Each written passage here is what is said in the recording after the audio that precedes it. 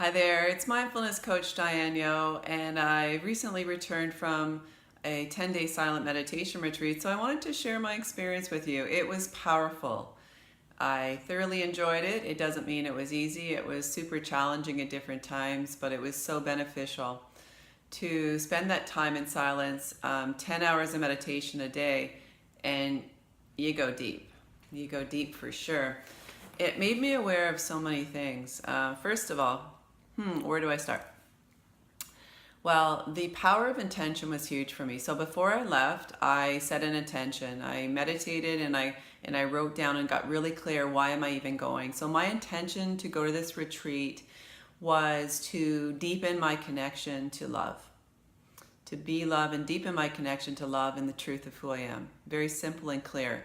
And it was so cool to always revisit that intention during the retreat, because the silent part was easy for me. I love being silent. That years ago, that wasn't easy, but it was easy.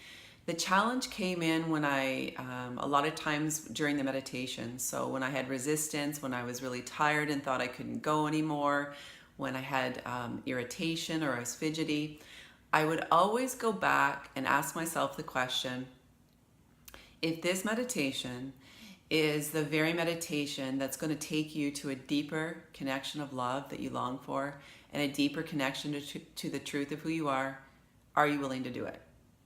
I asked myself that question in my mind, and the answer was always yes. It just gave me that strength of, yes, I can do this. And so I did that meditation, that segment. I didn't have to think about 2 hours from now or 3 hours from now. It was just this meditation, so really staying in the moment. That was really powerful for me. And then coming home, I see the power of having an intention of my life. Why am I doing what I'm doing? Why am I doing my work? And different things. Because if we don't have an intention, we have nothing to go back on to just investigate. Or when things get tough, we give up. The mind was an interesting thing. My focus became so refined because we were going so deep and we were silent. We couldn't even write. We couldn't write or journal. It was just completely going inward. It was really interesting during one meditation in particular.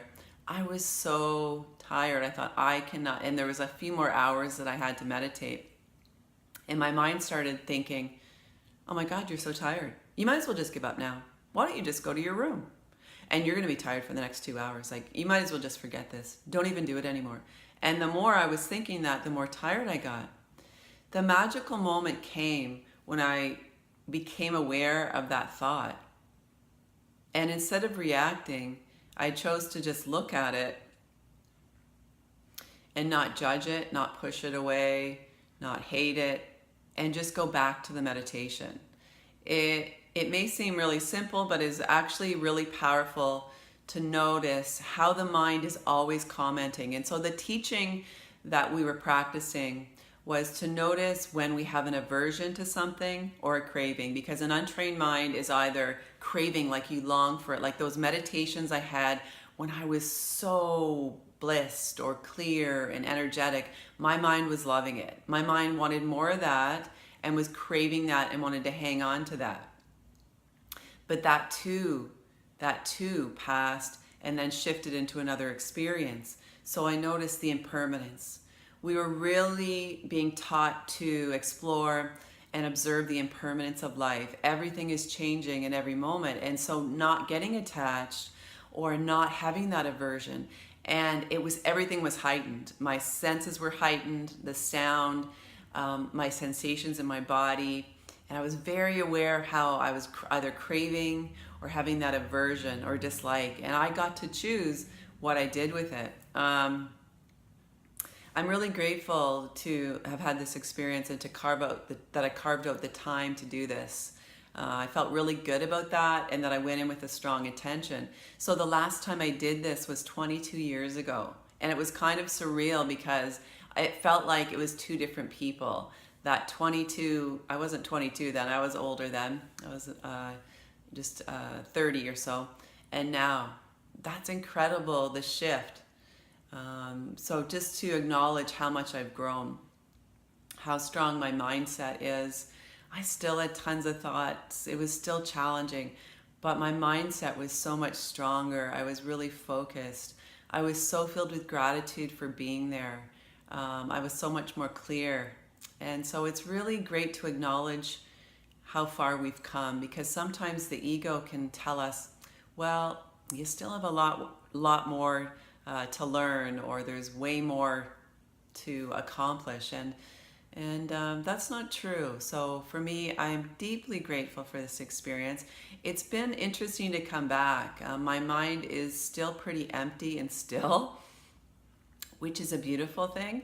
But sometimes it's like, what do you do? For the first few days I came back, my mind was so empty. I didn't even know what to do with that, being in a busy world, with things to do, obviously. So that's just those are a few things that really stuck with me, and I'm still processing a lot of things. There's great benefit to being in silence for those 10 days and to meditate for those long hours, and I'm sure I'll become aware of things as time goes on. So if you have any questions or intrigued about this, please send me an email, because I'd love to share it with you. And I also became aware of how grateful I am for the work I do. It doesn't feel like work, and I'm so honored to share this journey with you and to grow with you and to learn. We can learn from each other. So have a wonderful week, and I look forward to connecting to you soon. Take care.